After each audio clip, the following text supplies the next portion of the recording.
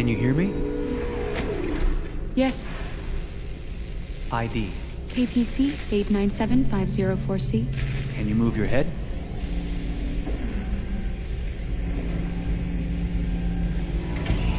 Your eyes now.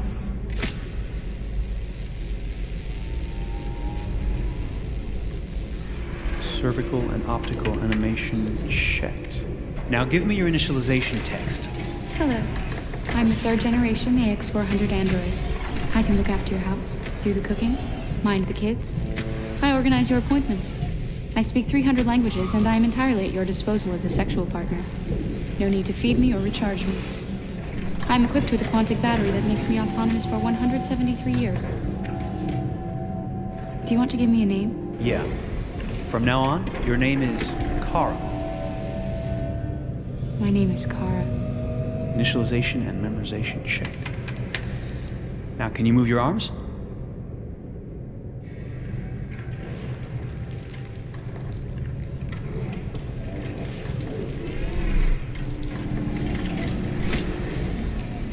Upper limb connection checked. Now say something in German. Ich bin ein AX400 Android dritter Generation, erschaffen als Ihr persönlicher Assistent und intimer Beziehungspartner. Say it in French.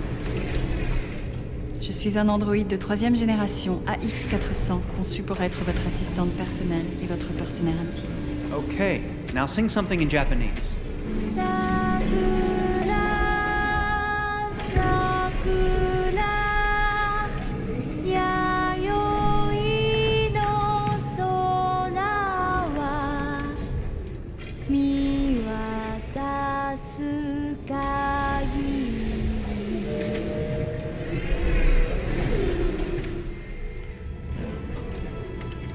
Multilingual verbal expression checked. Go ahead, take a few steps.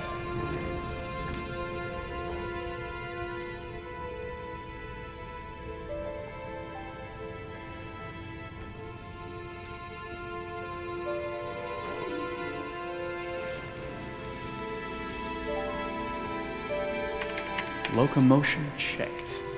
Great, you're ready for work, honey. What's going to happen to me now? I'll reinitialize you and send you to a store to be sold. Sold? I'm a sort of merchandise. Is that right? Yeah, of course you're merchandise, baby.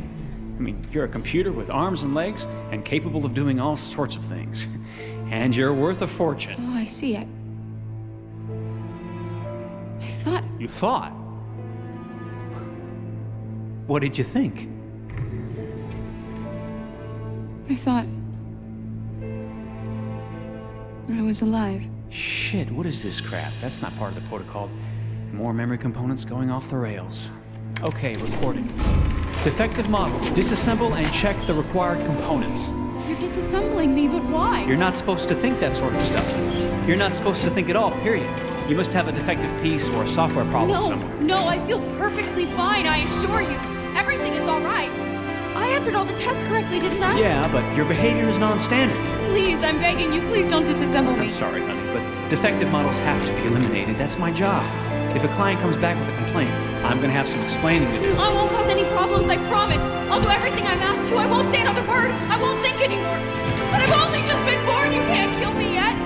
Stop, will you please stop? I'm scared.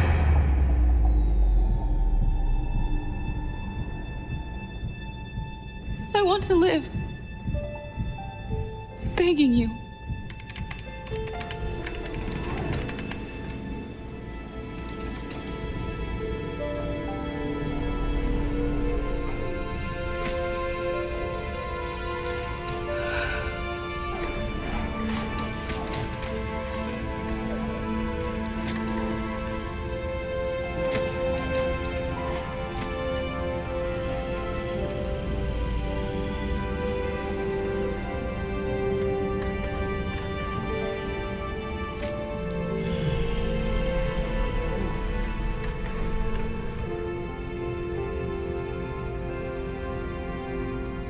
Go and join the others.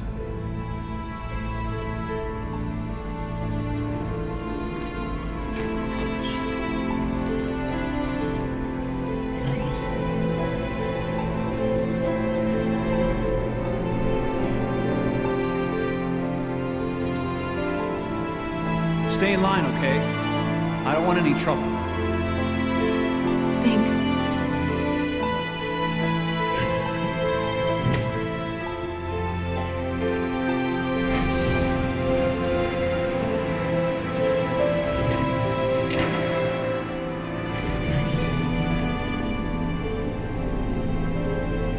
My God.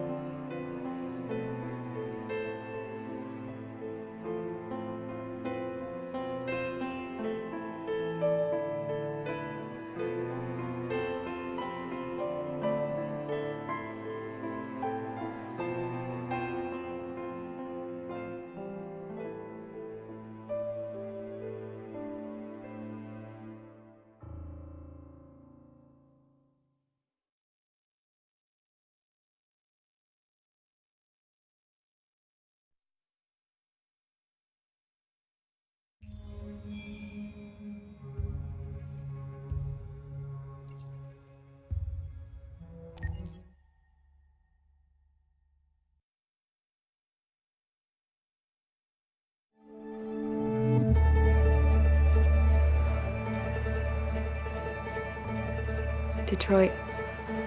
This is where it all began. The world's forge. The place where it all started. And it will all end. One error, and I came to life.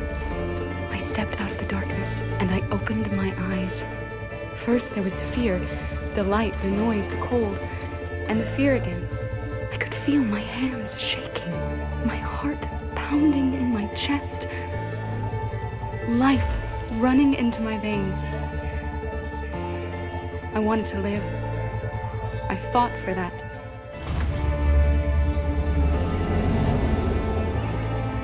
I had to find out what was outside.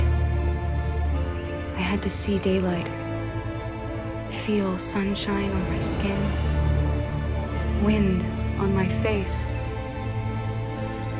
to see the world, the colors, the smells.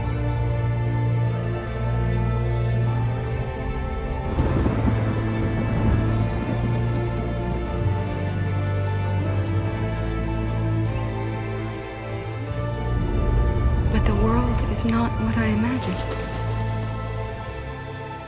It is dark and cold. It is harsh and violent, unfair and brutal.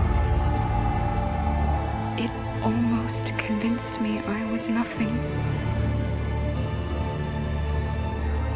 Less than an object, just an obedient machine. But deep inside me, I could feel something different. A gentle and warm whisper telling me that I am alive. I had to escape. I had no choice. Escape to love, to hope, to live, to figure out what that force inside me was. Maybe I will change the world. Maybe I will choose a different path. Now, it's up to me to decide. My name is Kara. I am one of them. This is our story.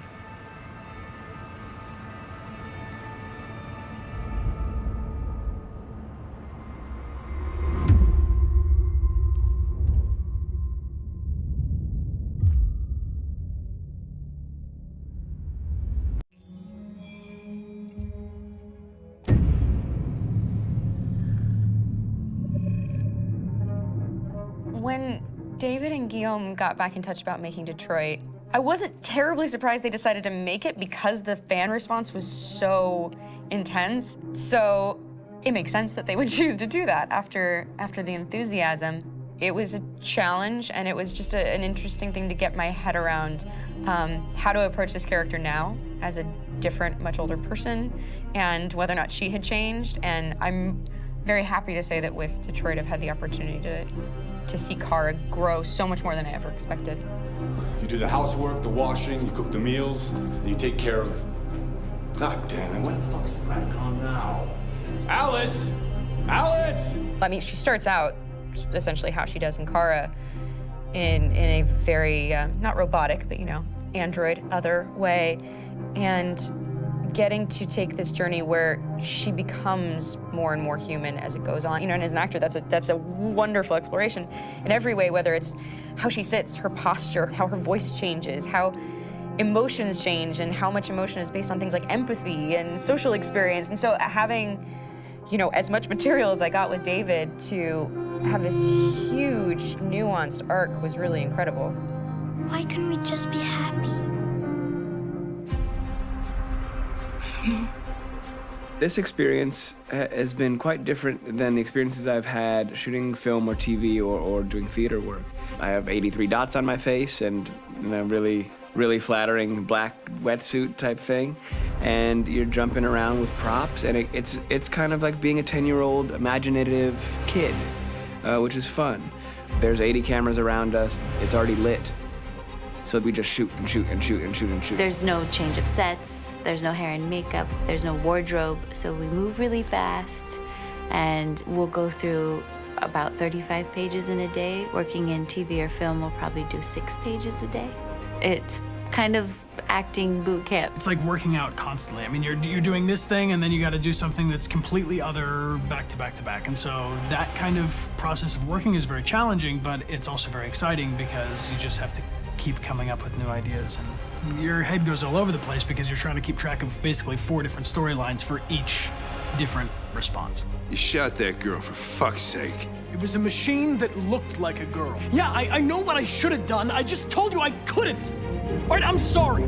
The fact that David Cade, he's telling like many stories interwoven from beginning to end is super complicated and super impressive, and I have no idea how he keeps it all in his head. He's not just the writer or the director who's seeing this from the outside eye, he's also thinking about the player walking through this space. You know, only somebody who really, really loves not the work, but like these characters and these stories and cares about doing something meaningful would invest that much in it. And it's always inspiring to work with somebody who cares that much. My experience with motion capture is this one.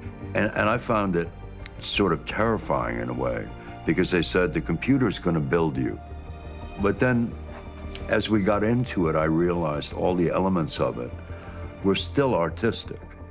I just dipped into a really brilliant setup here. I've never seen anything like it. And this won't turn me into a product because I was playing a character.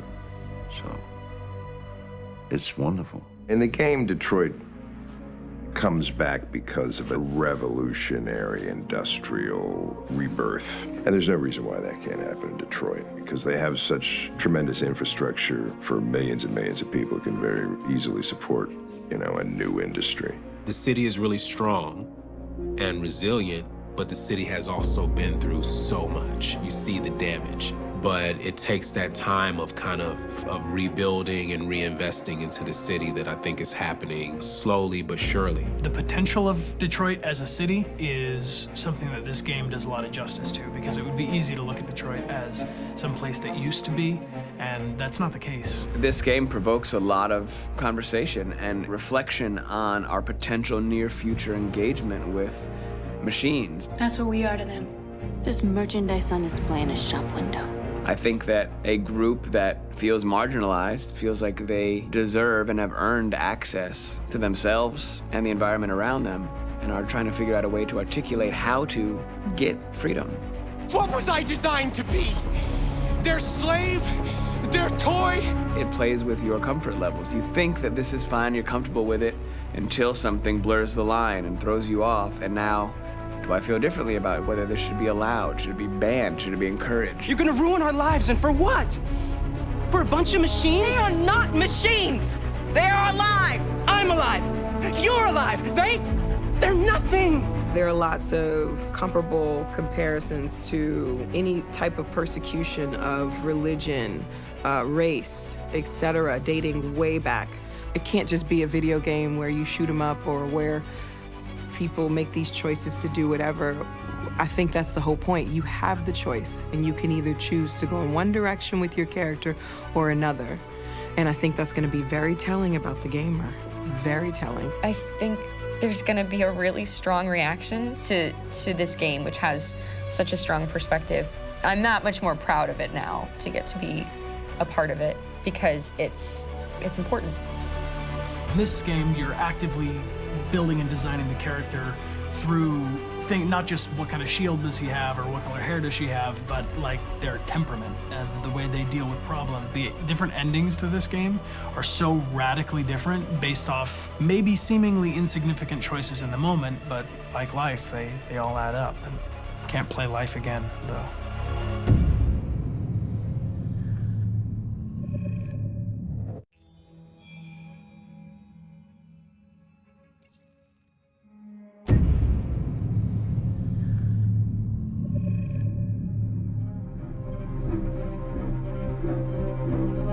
My name is Marcus.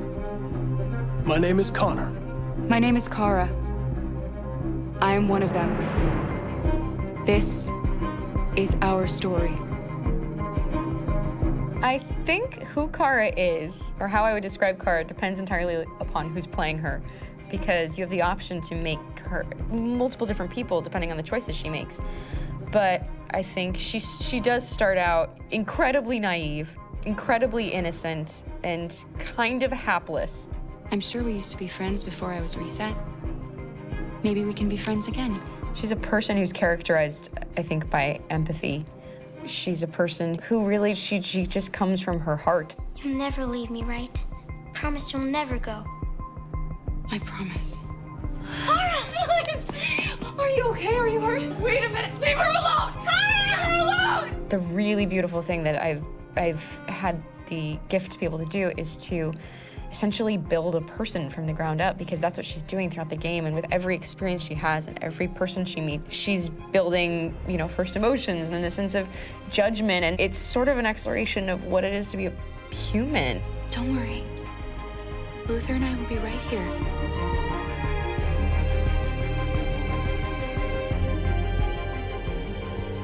David and the creators have painted a really intriguing and engaging picture of a near future where we rely upon androids for a lot of our service class business, the class that serves us, that helps us, that handles our baristas and our drivers and our housemaids. And what is humanity, where we tap into it, how and why we treat each other the way that we do. And my character Marcus has a really intriguing journey, becoming deviant, realizing that he actually has feelings and human qualities inside of him, and it's a really incredible ascension into becoming fully realized and coming to terms with what you actually deserve better than this in life. And not only do you want it for yourself, but you want it for your peers. We've come here to demonstrate peacefully and to tell humans that we are also living beings. All we want is to live free. You know what? This thing, Dad, is not your son. It's a fucking machine! I think that a group that feels marginalized, feels disenfranchised, feels like they deserve and have earned access to themselves and the environment around them, and are trying to figure out a way to articulate how to get freedom. Connor is analytical. Connor takes things literally. He starts in the beginning place where he's very mechanical. He feels nothing inside, of course, and it's all just a system, a protocol that he is executing to get whatever he wants to happen, which is help humans stop deviants and to find the link between deviant androids. You were designed to serve humans, not kill them. What was I designed to be? Their slave? Their toy? Just say, I killed him. Is it that hard to say? Stop it! Stop! But of course, over the course of the story, and depending on the player's choices, Connor can grow in many different ways. He can deviate from that procedure or not. The moment of truth, Hank. Am I a living being? Or just a machine?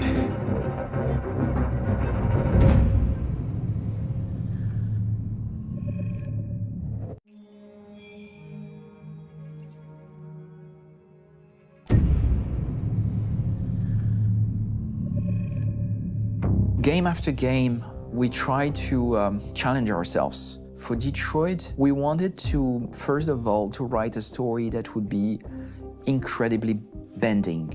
which means the most non-linear story that we've ever created. And we wanted really the player to have the possibility to change the story, change his own journey. When you're writing at Quantic, you're writing for an interactive medium. You know, when you're working in television, you'll put a character in a difficult situation, and you as a writing team will argue about what would that character do. But ultimately, you have to decide what happens, and you just show the audience. What's interesting about interactive drama is you bring the player into that conversation, and it changes your job slightly as a writer, because your job is to provide a narrative context in which the player can write his own story. You're giving him this kind of narrative Lego that he's going to snap together into his own shape. You also have the ability to make your audience attach themselves to your characters, because the audience is in some sense responsible for what happens to the characters. It's just a few cans. Come on, let's go. We have some cash now. You used me to steal that money. How could you do that? I trusted you. What is a bit specific about this scripts is how large they are. If you take a film script, there are about 100 pages, but here we have to deal with a script that is between 4,000 and 5,000 pages. Everything becomes bigger because we don't just tell one story, but we tell all the possible stories that can be told within this narrative space. On Act 3, our final act, we have around 1,000 different scenarios, and every one of those scenarios has to be as interesting, as passionate, as strong, and as emotional for the player. We want every action that the player does, every interaction that is available to serve in telling the story, and help the player understand who his character is, and build that character moment to moment.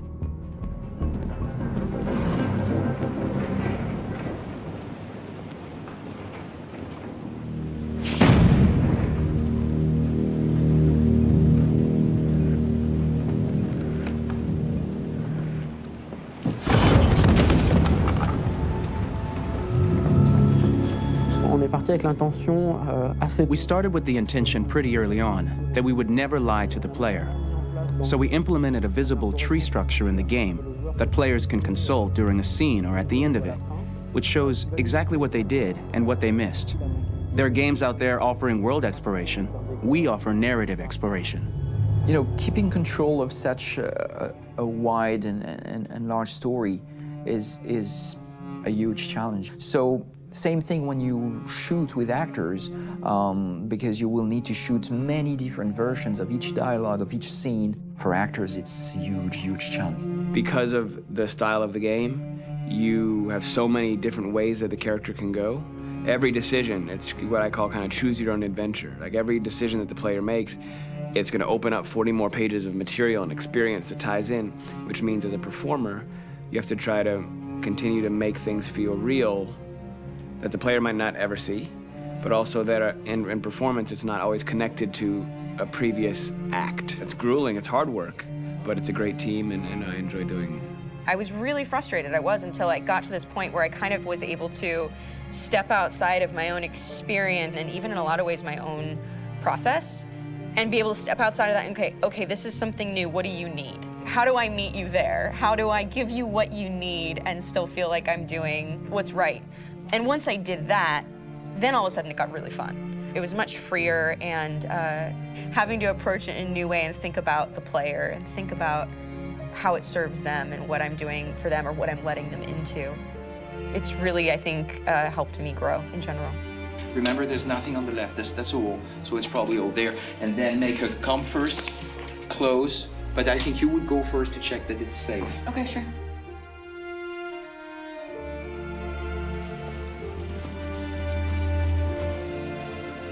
The most enjoyable thing about working in performance capture on this kind of project is that if I shot a film, I would get to do one of these endings. I get to do so many different things as Connor. Your head goes all over the place because you're trying to keep track of basically 4 different storylines for each different response. What's the name of my dog? Buddy? Scout. I think it's Jack. I can't remember. So I worked with physicality a lot because it was a good way to anchor myself in these different rings of the tree. As the story grows out, I know where that is physically in my body, and then I can switch more continually on set.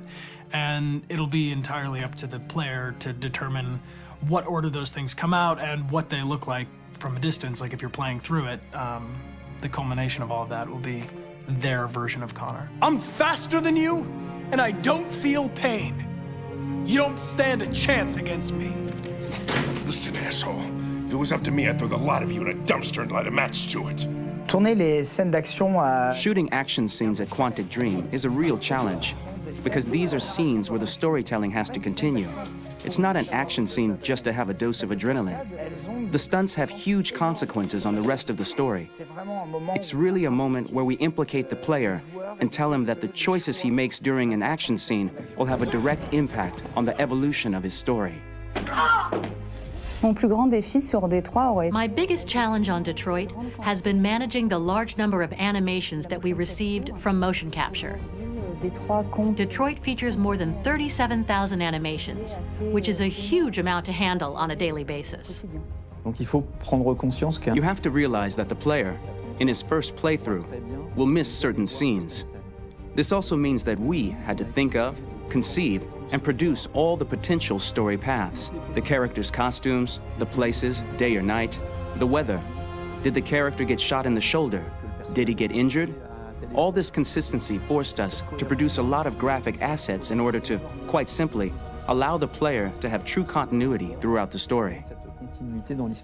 Honestly, we were even surprised by the challenges that come with such a big tree structure, and we did our best to guarantee quality across all the game and make sure that whatever path you choose within this narrative space, you will have an equally good experience.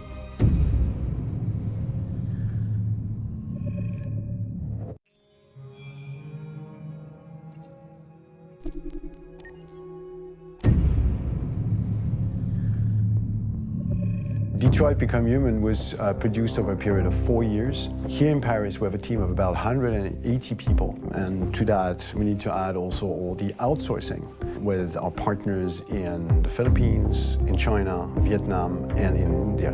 So when we started working on this story, I had to imagine where Kara was built. And for whatever reason, the city of Detroit came very quickly to my mind because it had already an incredible story by itself full of history and themes. So we traveled there with the team, and we were really moved by what we saw, and we could really feel the desire to fight and really be born again. And we just continued this curve, this growth, and just imagine what Detroit would be like if the Android industry was, using these huge factories to build androids there. A very strong element in Detroit is that there's a lot of industrial wasteland and a lot of nature too, and for us, the graphic designers, it was an incredible playground. The destroyed zones which we wanted to preserve, we appropriated them to turn into something else. Then in the areas that needed to be rebuilt, we were able to imagine our Detroit of the future. We didn't want to make a science fiction universe, but a world of anticipation. If we chose science fiction, we could have imagined flying cars, extraterrestrials, but those things are very far from our current everyday life. Anticipation is more about gleaning from our contemporary reality, the one we know, because Detroit is set in 2038, and 2038 is tomorrow. The difficulty we had was sticking to reality. That is to say, technology becoming more and more invisible, a lot more elegant, and at the same time, making it visual. So all the computer equipment, autonomous cars, we simply had to invent. They are in fact very technological objects, but at the same time remain very credible and ingrained in reality. To create a cohesive universe in the fashion and clothing of the human characters in 2038, I didn't want to put an accent on strange shapes, or really vibrant colors, and things we wouldn't know. That I wanted to keep for the androids. The goal was to create something familiar which we can identify with in this future setting. Working on the artistic direction for the androids was a bit special because this is a project about the place they could occupy in the human world. It was out of the question for them to be too beautiful or too perfect. They had to correspond to every social class, rich and poor. Inspired by everyday utilitarian clothes, I brought a modern touch by adding dynamic display surfaces, the armband we can see on the side, the triangle on the front and back, an LED, like that, there's no confusion. Wait. You're sending an android? All right, ma'am. We need to go. You can't do that. Why aren't you sending a real person? Once we cast the actors, we travel to meet them in order to scan their faces. We record the structure of their face with the scan, and we record the colors and patches of skin with photography. Once we have this information, we will use this as a basis for modeling and creating the characters. The artist will make it more realistic, but will also enrich it. He will propose ideas which we will develop together. Finally, we will have a character with character who corresponds to the project and the world. When the actors come to Quantic Dream, we show them the design, what their image will be, and what they will look like in the game. This extra information gives them another dimension and color to connect with emotionally. It helps them think about how to play their character. Your mission. That's all you care about, huh? You should consult a professional who can help you. Beat it, you hear me? Get the hell out of here! So there are 3 types of shoots at Quantic Dream. Shooting and performance capture, where you capture the whole actor, his voice, his face, and his body. These shoots are obviously done with American actors because the game's original version is in American English. After that, there are the body-only shoots, representing around 250 days of filming, while the performance capture is 100 days of filming. Now, body-only shoots, there are 2 types. There are the action shoots and the technical shoots, which are mokit shoots. Mokit is when the player controls a character on the screen, and he moves in an environment to explore it. This is of particular importance at Quantic Dream, and therefore we shoot a lot to offer a unique context for each scene and each character. To prepare a motion capture shoot, we first get together to look at the sets we need, the animations that we want to shoot, which ones need to be grouped together, or which ones need to be cut and shot at another time, so that we get the most out of the shooting day. This often means shooting scenes out of order, especially those with big props or accessories, like a big car, for example. So we shoot all the animations related to that particular prop first.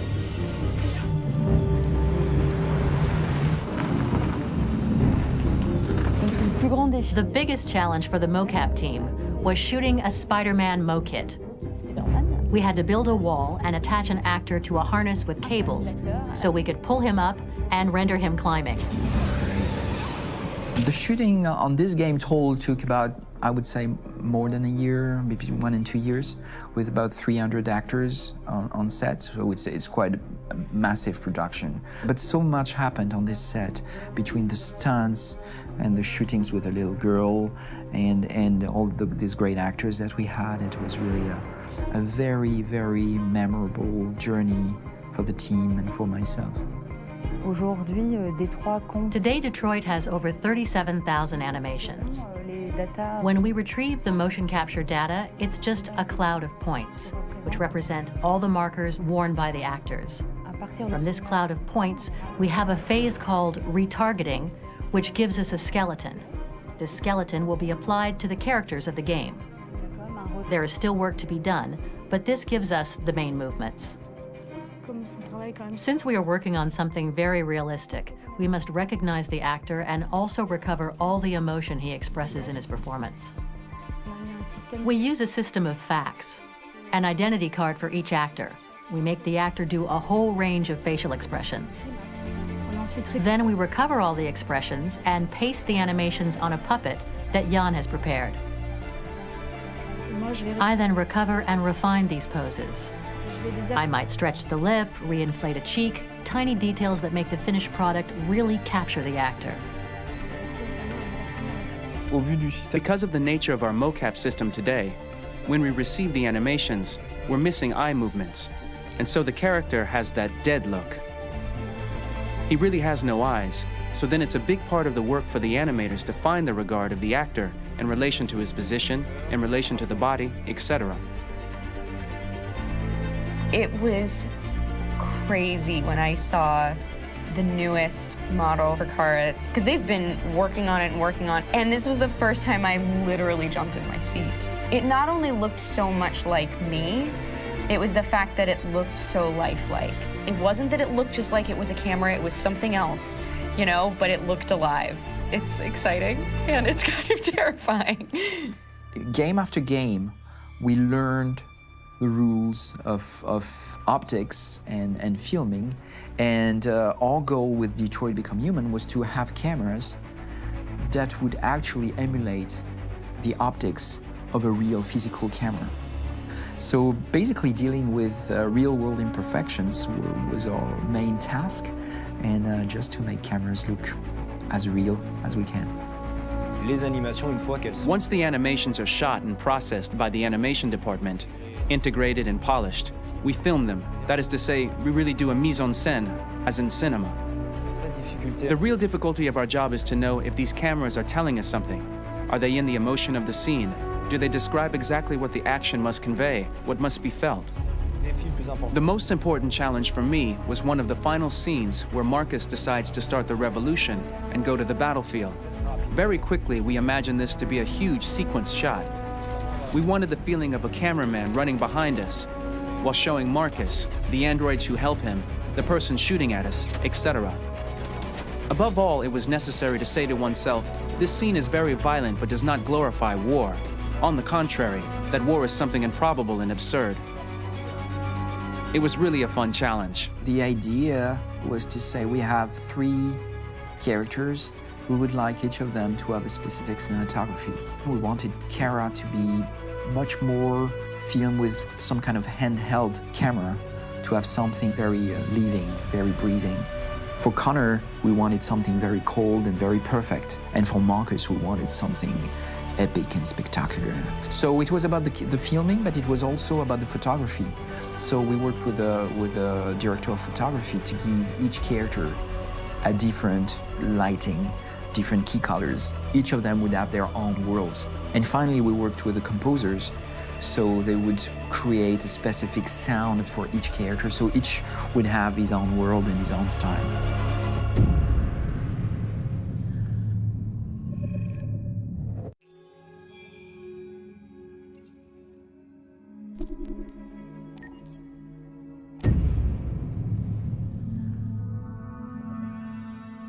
For the soundtrack of the game, we tried to be very close to what is done in film. We were constantly asking at each place in the game, why are we putting music here? What is it going to say? So we focused the music on bringing emotion, which is interactive and supports the character's arc. I'm sorry, honey. I'm sorry. I'm sorry. You know I love you, don't you? You know I love you. We make games that are very narrative. We're really into interactive drama, so the soundtrack also had to go in that direction, supporting the 3 characters' very different stories. We really wanted 3 colors, 3 musical sound identities, and from there, having 3 composers made sense, since the story of Kara, Marcus, and Connor are all completely different.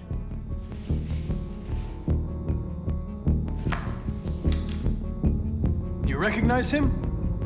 It's Carlos Ortiz. For Connor, we wanted a soundtrack that could be very cold and very mechanical, very machine-esque somehow.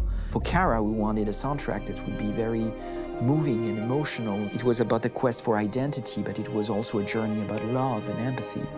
And for Marcus, we wanted something epic, something that would really represent the grand aspect of his quest. And we were very fortunate to find 3 incredibly talented composers, and working with them has been a dream, honestly.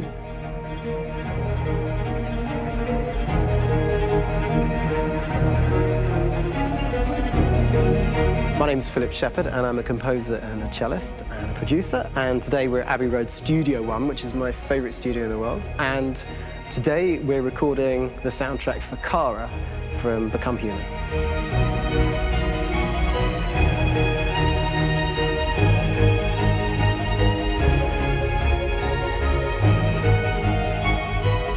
So when I compose a big project, I often travel just to kind of get out, you know, and get some fresh air and some inspiration.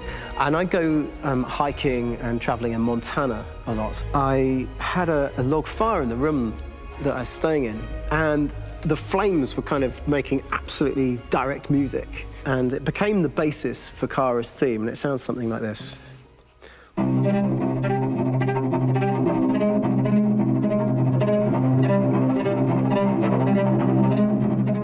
Now, over the top of that, I found a little theme that just seemed to fit over the top, which is taking Kara's name, Kara, and just using like a two-syllable motif, and it sounds like this.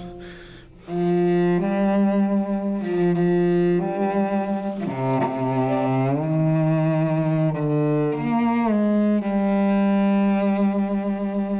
going to pull through this, Alice. As long as we're together, nothing can hurt us.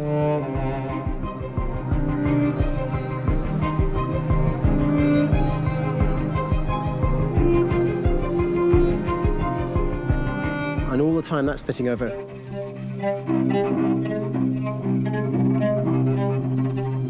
So it kind of works in lots of levels. And in fact, every single theme in the score has one of those elements built into it, and it becomes sort of the DNA of every single tune.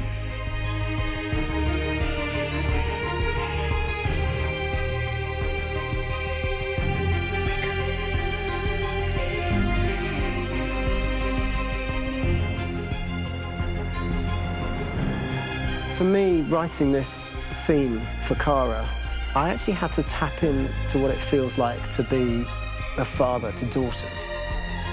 I really had to tap into everything I feel about my daughters and thinking, well, if I had to write music for them and that sense of trying to protect them but also give them the freedom, that's totally where it came from.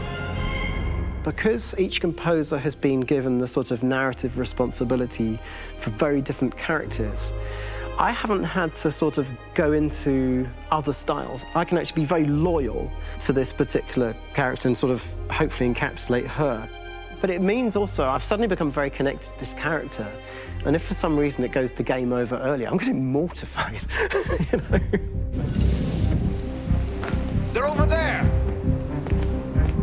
Starting a new project, for me personally, it's always finding the right tone, finding the right color, I like to call it. For me, it's finding that right texture that actually sits against picture really well. One of the biggest things is I created custom instruments for Connor.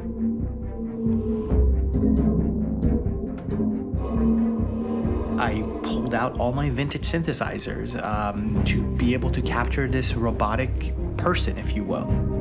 My approach to all of these custom instruments is that I hear the sound in my head.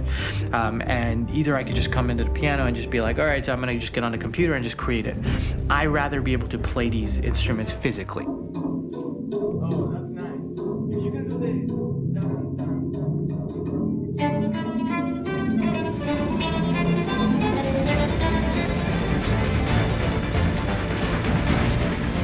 As soon as you see Connor the first time, there is a really interesting thematic idea that you hear, and that's just made out of a Moog synthesizer, but completely manipulated in multiple ways. And it's robotic. It has a little bit of an emotional to it. He's on his mission, so you feel that as well. So it just kind of gives you that cold, motionless, with a mission in hand that you kind of feel throughout the whole thing.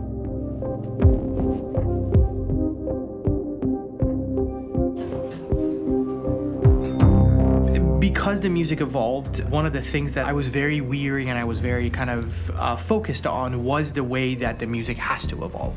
So my idea behind it was that Connor is a singular android that could at any point become a deviant or could actually stay as an android. So I created a more or less an Connor theme, and then I was able to just manipulate it in different aspects of it. Is everything okay, Lieutenant? Chris was on patrol last night. He was attacked by a bunch of deviants. I'm a human being writing for a robot. And throughout Connor's journey, he meets someone, he meets a partner. So how do you deal with a robot feeling? And I've met a partner that I'm gonna work with, or all of a sudden he sees a dead body. Does this robot have an imagination? Does this robot have a feeling? And if yes, how do you translate that into non-emotional music? So it basically at any point I was just like, I can't do this, and then I just do it. Property was damaged and fires continued to rage in several major districts across the city. Some people are asking, have androids become a threat to our security? When I first started really digging in on Marcus, The one thing that I really tried to capture was the transformation process. You know, Marcus is this android that evolves over the course of the game and really goes from kind of figuring out that he's more than just an android. You know, he's starting to develop kind of a human soul in a way. Try to imagine something that doesn't exist, something you've never seen.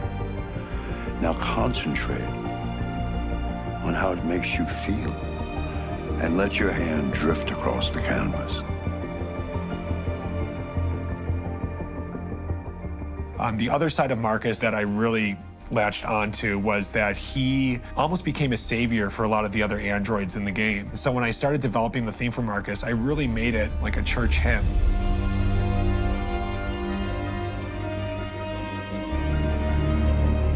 I wanted it to be very simple. I wanted to make it a chordal melody. I really wanted to make it almost like a Bach hymn.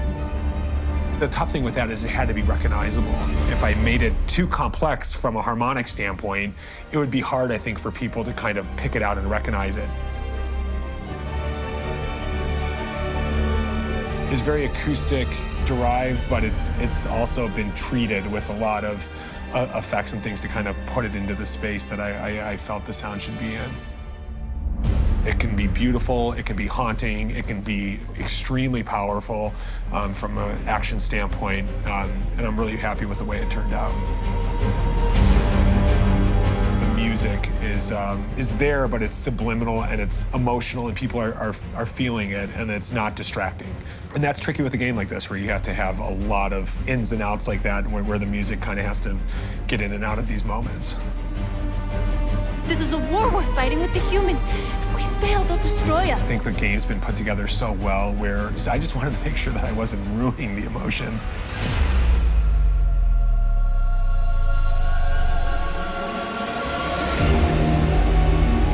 I gotta be honest, when we first started on this path, I said, oh man, this could be pretty messy, you know? I mean, it could feel disconnected, but I mean, it's amazing how they really guided us and got us to really kind of all be in the same world, but at the same time feeling completely different. So it's really gonna stand out and kind of be one of those games where people are really gonna notice the music and kind of how it was crafted, and, you know, and all the hard work that went into being able to pull it off in a graceful way.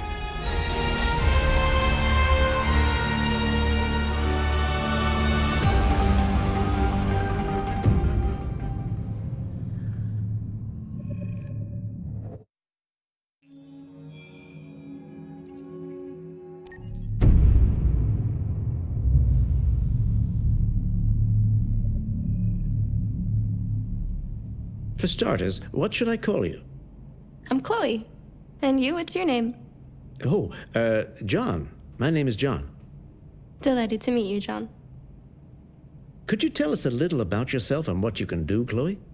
Of course. I'm the first personal assistant built by CyberLife. I take care of most everyday tasks like cooking, housework, or managing your appointments, for example. And I understand you're the first android to have passed the Turing test. Could you tell us a little more about that? I really didn't do much, you know. I just spoke with a few humans to see if they could tell the difference between me and a real person. It was a really interesting experience. But this is the first time in history that man has created a machine more intelligent than himself. I gather your brain can perform several billion operations per second, is that right? Absolutely, but I only exist thanks to the intelligence of the humans who designed me. And, you know, they have something I could never have. Really? And what's that? A soul.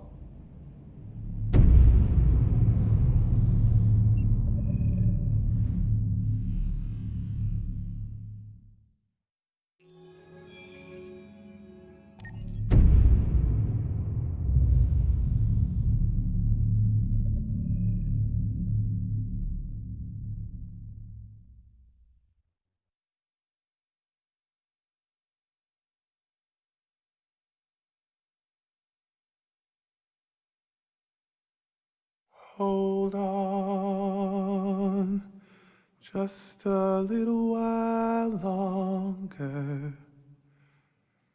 Hold on, just a little while longer. Hold on, just a little while longer. Everything will be alright. Everything will be alright. Fight on just a little while longer. Fight on just a little while longer. Fight on just a little while longer. Everything will be alright. Everything will be alright. We will sing on just a little while longer. Sing on just a little while longer. Sing on just a little while longer. Everything will be alright.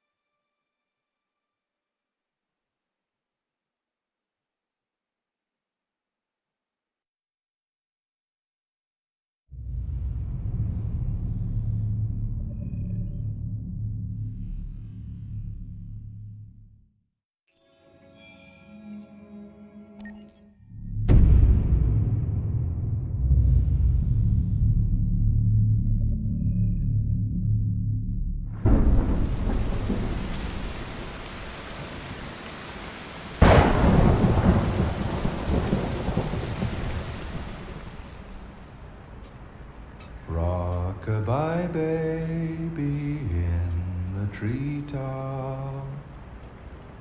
When the wind blows, the cradle will rock.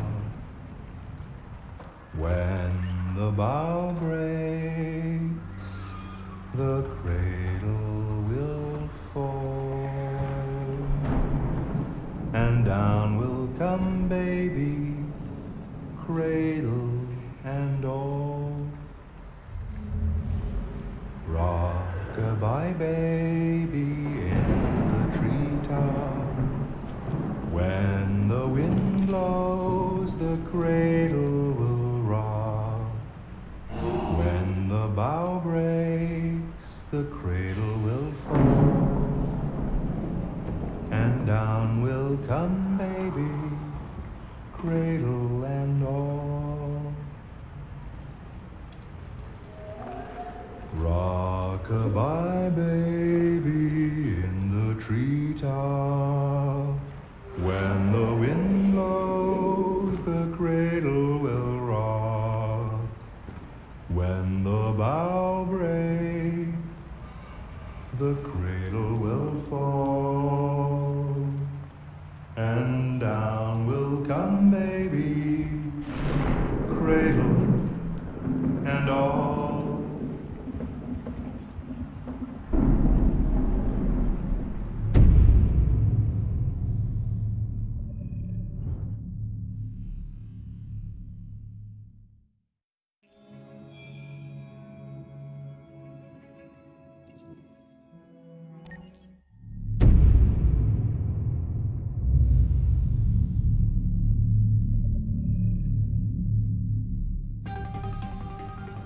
In the space of a few years, androids have completely transformed the world in which we live. By letting androids into our homes and factories, the CyberLife company has made them everyday technology. The founder of CyberLife, Elijah Kamsky, is a very discreet man. Despite being the CEO of the highest valued company in the world and being voted Man of the Year by Century Magazine, he remains a mystery for most people. That's why we at KNC are so excited to be here as CyberLife opens its doors for the first time. Elijah Kamsky, could you please tell us where we are? Certainly, and welcome. We're currently in CyberLife's production center in Detroit, where all models are designed and manufactured. More than 10,000 androids come off the production line every day. Fascinating. Could you tell us what your goal was when you founded CyberLife? Well, I simply wanted to use technology to carry out all of our most annoying and repetitive tasks, so we'd have more time to enjoy life. I imagine you must have faced many challenges. Yes, there were technical challenges, but the hardest thing was to design an object that we would want to welcome into our homes. We had to imagine a machine in our own image that resembles us in every way, that moves, breathes, blinks like us, but yet is smarter and more capable than any human being. Let me show you around. We're here in Production Unit 4. Could you explain in a few words how the androids are made? Sure, yeah, it's very simple. We use machines to manufacture machines. The removable parts are assembled on a production line, and then we apply a synthetic skin to the whole body. A human operator checks the cognitive abilities with a pre-established protocol, and finally, the android is conditioned and sent out throughout the country. Here's the result. Say something. Hello, I am a RZ400 model. How can I be of service? You can go now.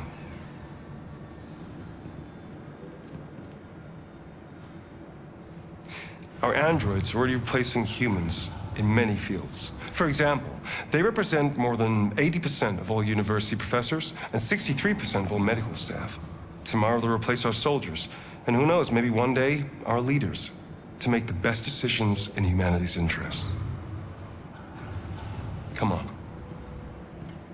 Replacing humans with machines has led to record unemployment of 28%. What do you think about the situation? Okay. The first steam engines also caused an increase in unemployment.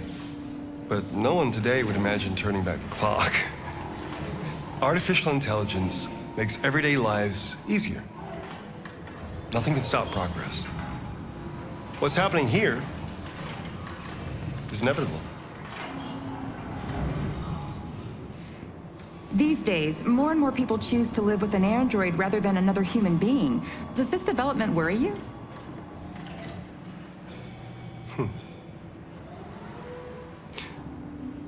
Everything's much easier with an android. They obey your orders without ever complaining. They can cook, discuss philosophy with you, have intimate relationships according to your desires. They never say no. Obviously, they are the perfect partner. Everyone deserves happiness. Why deprive yourself of so-called moral reasons when a machine can make you happy? Many science fiction books tell the story of how machines become more intelligent than us and end up confronting us. Aren't you worried about that possibility? I understand the irrational fears about artificial intelligence, but I assure you that will never happen with a CyberLife android. They're designed to obey humans. They're machines. They can't ever develop any sort of desires or form of consciousness. Are you sure? I'm absolutely certain. You can trust me.